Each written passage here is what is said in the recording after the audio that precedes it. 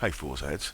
So update 20 landed with Fujimi Kaido, new cars, new tracks, and one of the new cars with this new 2010 Audi R8 Coupe 5.2. So this is the car from Forza 3. I'm going to be running through my build guide and my tune guide for this car, so you're going to learn how to tune generally most of your four-wheel drive cars. This one is mid-engine, so it's slightly different, but we'll run through that.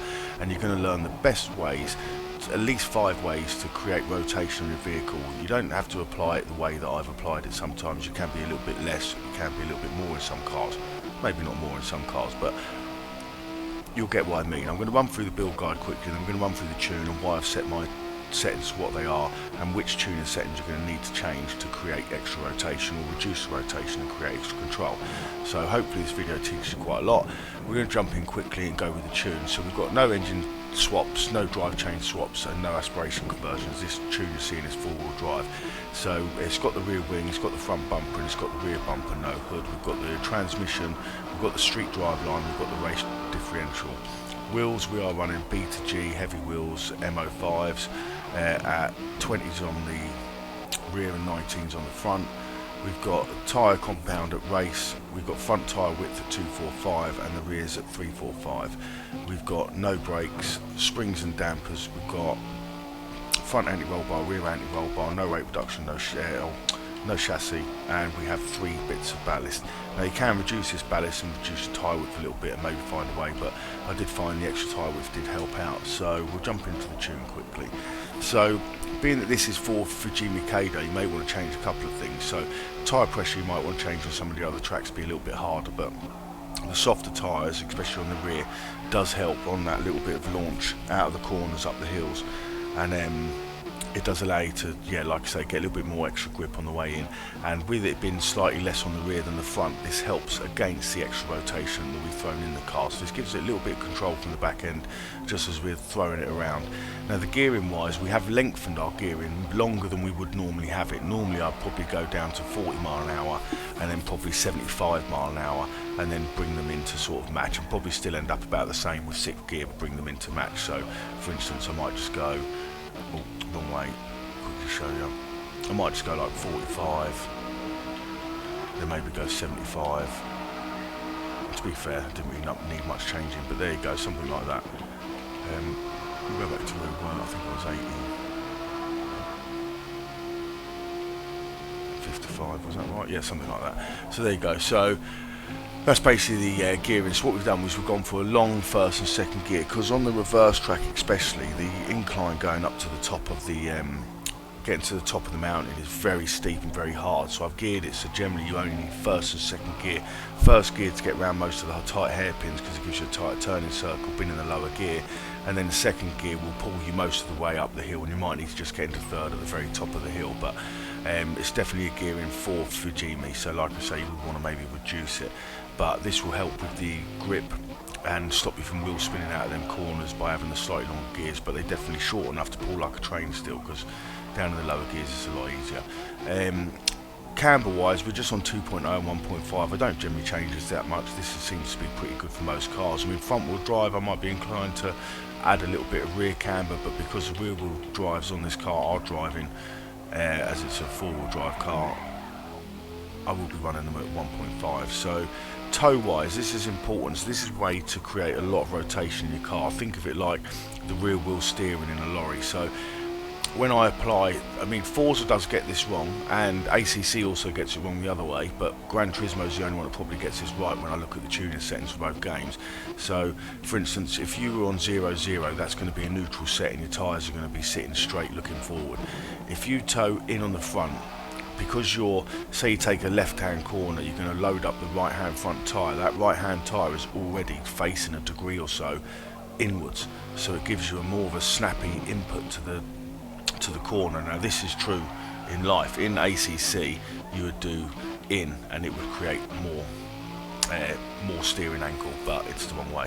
So, and then in on ACC on the rear would also create rear rotation, whereas out should create rear rotation. So toe in is right, sorry, toe in is where Forza gets it wrong and AC gets it right. Toe out on the rear is where they're the opposite way around. So anyway, so if you toe out, you'll get a quicker reaction off the front axle, which on forward drive you can manipulate this a bit more. If I was on a rear wheel drive car, I'd probably be inclined to drop it down to maybe something like 1-on-1 and see how it felt, because that would give you a quicker and more rotating car, so you'll be able to get tighter in on the corners at a faster speed. However, the more you go, the looser it will become, and especially in a straight line, which doesn't necessarily hurt you, because in a straight line, especially when you're racing against people who are having crashes and collisions in front of you, sometimes this will give you a lot quicker reaction in a straight line to move out of the way of things and get back in. You just have to be aware that it can be a little bit more kicky on the rear end, but generally you have to tune the car to be overdriven in order to be able to overdrive it. So then it's down to the your inputs that control the car, right? So like I say, on a four-wheel drive car and a front-wheel drive car, I'd be inclined to run these on 3 and 6. On some, they get affected more than others. You may want to go 2 and 4, but generally 3 and 6 is fine. That allows you to overdrive the car. You just have to control it a bit. With the four-wheel drives and front-wheel drives, you want to just sort of, with the front-wheel drives, you want to make sure you're sort of accelerating and braking at the same time, whereas like you're never really letting off one or the other too harshly. Like if you get the lift off oversteer, if you lift off, brake, turn in, you're just going to go, your arse is going to fly around the back of your head. So yeah, so toe in, toe out is what creates rotation on this game. So toe out on the front creates rotational turn, creates turning speed, and rotation on the rear means the rear will come out and kind of follow the front into the bend. So yeah. Anti-roll bars, we all most people know this, so the way to best get rotation out of the car would be to have the front on soft and the rears on the stiff. Now I do find with mid-engine cars you can manipulate this more than others. So like front engine cars you might want to sort of stay between 10 and 30, but on some cars you might not. But you on four-wheel drive cars, front-wheel drive cars, and mid-engined wheel-wheel drive cars, you can generally exploit this a bit more. And as this is mid-engined and four-wheel drive, we're putting a lot of rotational exploits into the car, like toe angle for one, anti-roll bars for another, and then we've got spring rate. So spring rate, I do run just below half, and then I will have the rears just below the fronts, and that's only again to give a little bit of element of control over the rear end as we're rotating it in and out of the corners and we're switching from left to right. It just means the back's going to be slightly more stable with regards to body roll than the front is, and the front's probably going to, in this element, wash out first. So most of the times what you're trying to do is not throw everything towards rotation, you're trying to throw the main things towards rotation and then control it using other elements. So ride height is also quite crucial for creating and decreasing rotation. So in cars in which you find the back might be a bit snappy on the entrance of corners and even on the exit of corners, if you increase the front ride height, that will decrease the turning circle of the car slightly and slow down the front input. It will just reduce the aero push down on the front, because it will allow more air to pass under the front of the car as opposed to over the front of the car, which will reduce the percentage of aero that's available to the front lip. So therefore it's just a way of reducing the aero on the front without reducing the aero on the actual spoiler. Again, if you run the ride height up on the rear, this will create rotation, but it will also create a little bit more aero on the rear, because you'll be increasing the rake angle of the car. Therefore the pitch of the rear spoiler will change to a slightly more aggressive angle, only minutely. So how much Forza plays to that, it'd be interesting to know, but we don't know. So what I would say is that ride height up on the rear will create rotation, ride height up on the front will slightly reduce rotation. So more control, more rotational speed, think of it that way. So yeah, so I generally just, on this car, most of the time I keep them flat, but on this car I have added a little bit of rotation this way because I didn't want to put any more toe into the car, because I do think 3 and 6 is enough. If you start going to like 5 and 1, then 0.5 and 1.0, then you're going to start being a bit twitchy in a straight line and stuff like that, and especially if you start coming off sausage curbs while on full lock with the outside tyre, you will start to over-rotate quite easily. So yeah, it's just a way that I increase rotation slightly using the ride height there. So we've got 1, 2, 3 elements that you've learned there to create rotation. And then with the damping, generally I just do 5.0, 4.8, 7.5, 7.2, or I do it the other way round. you know, 7.2, 7.5, 4.8, 5.0. Most of the time I do this, again, it just softens the damping on the rear a little bit and just makes it behave a little bit slower than the front end. So, but most of the time this is just all about the speed of input between the tyre and the curb as it goes over it at the speed that you're doing. So this track doesn't really have too many curbs anyway. Most of the time you're within the track limits, as it's all surrounded by walls. So yeah, damping just generally, that's just where I'm happy with it in most cars. Now with suspension geometry, so if we run this all the way up, what you're doing is increasing the angle of the lower arms basically to be more vertical than they are. Not to be vertical, but to be more vertical by a certain amount of degrees. So by having them both up, you will create a very stiff, very rigid car that will be very agile.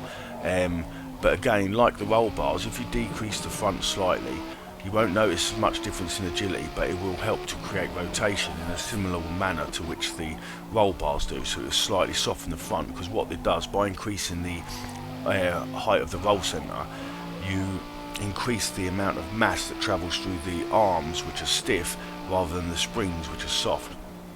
Therefore you create a stiffer input because a larger percentage is going through the more rigid part of the suspension. So yeah, by making the rear stiff and the front slightly softer, this again creates a little bit more rotational value with the car. The geometry, I generally go for 30 and 10 because I do find that this is, you want the car quite stiff, you do not want supple wheelie cars. I mean, you know, for some tunes you might do, for the way some people tune their cars they might do, but I generally want to tune cars sort of a bit more true to life, where they would be a little bit more stiff and a little bit more rigid. You know, if you go and watch a GT car hit a curb on the wrong track, the thing will go flying up in the air where it's so stiff and so rigid. So there's no way in the real world, you know, you're running these too soft. I mean, you wouldn't want to run them too stiff because it will push too much through the tyres too early and you'll lose traction and therefore slide either through the back or the front. So again, it's all about balance. I do find 30 and 10 is the place where you want to be. Aero wise on this, I've gone for full downforce on the front, and I would go near to nothing on the rear, but we've created so much rotation elsewhere that we are running a little bit of rear spoiler, and it does also help you just out of the exit of the bends to just get the power down early enough. But by basically decreasing the rear aero value, you will increase the rotation of the vehicle, and you will also increase the top speed of the vehicle. By decreasing the front and having an increased rear, you will again increase the rear grip even more, especially on the exit of the corner, but you will decrease the rotational value of the car. So if you drop the front down, you get more grip. If you drop the rear down, you get less grip and more rotation. So again, I've just done this to apply a little bit of extra rotation to the vehicle. Then for the brake balance, again, I keep this pretty simple. 47 130 I find works pretty much for every car. It gives you enough braking. It's very good for trail braking. You get a good snatch with the 130% straight away, and as you come off the brake and drop down to 120, 110, 100%, 90%, you know, you get a nice trail brake in with it, and you get that initial grab. I find if you're someone who's the king of late brakers and you want to brake really hard and late, then you're going to want to just probably run it at 90 and 47, and that way your brakes won't fade as much when you get deep into the corner, because you'll find sometimes, especially on the downhill stints, you'll brake and you'll carry yourself too deep, and it's probably because you're running too much pressure, but you're also holding your brake too long. You want to brake maybe a little bit earlier and then come off a little bit softer earlier than you're coming off, you know, later into the bend, because you will get more brake fade. I do also find that sport brakes are probably better for tracks like Fujimi, where you're not actually having to use it for a lot of the track, just the downhill, because I find you need to be using the race brakes to get the most out of them. So you need to be in a track where you're braking quite a bit to get the most out of them. Otherwise, I think for, you know, the majority, especially the long tracks and things like that, where you get the cooling periods, you're probably better off with sport brakes and spend the points elsewhere. So with the differential, so with four-wheel drive, this is how I will set up the differential, and that's because the front and the rear work opposite to each other. So the front, I've got acceleration on 100%, deceleration on 0, and rear I've got acceleration on 100%, deceleration on 0, and then I've thrown all the power to the rear with regards to torque. Again, this is to create rotational value. So on a front-wheel drive car, if you have 100% acceleration, you will have 0 wheel spin, and you will get 100% of the diff working for you, in a sense of the left hand wheel. Like if you're going around a corner, the outside wheel travels a longer distance than the inside wheel, which is generally what makes the inside wheel spin, right? So by having a differential up on the front, it creates it allows it to lock the diff out and allows the wheel to travel at the speed that it's at, and one wheel to travel faster. So on the rears it works the opposite way around. The more acceleration you have, the more wheel spin you get, and the less acceleration you have, the more control you get. So with this, I basically locked out the front so there's no wheel spin, and I've created the rears to be as loose as possible so you get maximum wheel spin from the rear. So this is going to make the fronts behave on the corner and make the rears try and push you around and be able to slip and slide a little bit as you get on the throttle, which can allow you to get on the throttle earlier and more aggressively, especially by sending all the torque to the rear. Now the deceleration diff works the same on both axles. So by deceleration you will control the entrance of a corner, so you'll get less squirming under braking, you'll get less squirming under entrance. However, with a front wheel drive car you don't really need any, and with a four wheel drive car again you don't really need any, because you have the lateral inertia from the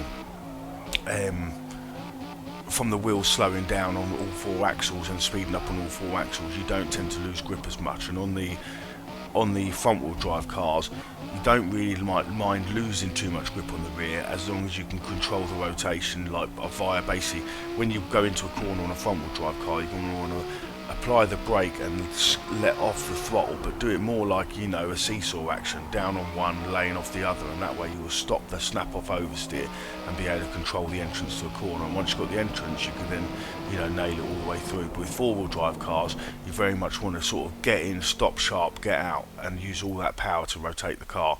So yeah, that is the settings and the tunes for that car. I hope this does help you. On the steering wheel settings, if you looked at my wheel guide, which you will find interesting and probably better than any other wheel guides that you felt, give it a guide, check it out on the channel, and you know, with the feedback I explained that I haven't used this on the wheel, but I would be having my steering lock range down and my force feedback up, so therefore, you know, you get the reaction that I explained in my steering wheel video. But I hope this video has helped. Let me know in the comments if you think this has helped you. Let me know in the comments if you think you beat this Audi R8 time, and hope you enjoyed it. I'll see you in the next video, and hopefully check out my TT video. I'm going to be doing some qualifying laps for the TT this week. We're going to run in a Super Twin, Super Stock, Super Sport and Super Bikes, and we'll try and get the times, the fastest times that I can over the next 2 weeks, and see how up to speed we can get along with the riders. And if you haven't watched it, watch TT. You can find it on TT Plus. It's about £20, £25 I think it might be now for the whole year, but you get access to all the racing. There's loads of other stuff on there. You can lose yourself in it for a year's worth of coverage for £20 I tell you. So check it out. Take care. I'll see you in the next video guys. Take care. Bye bye.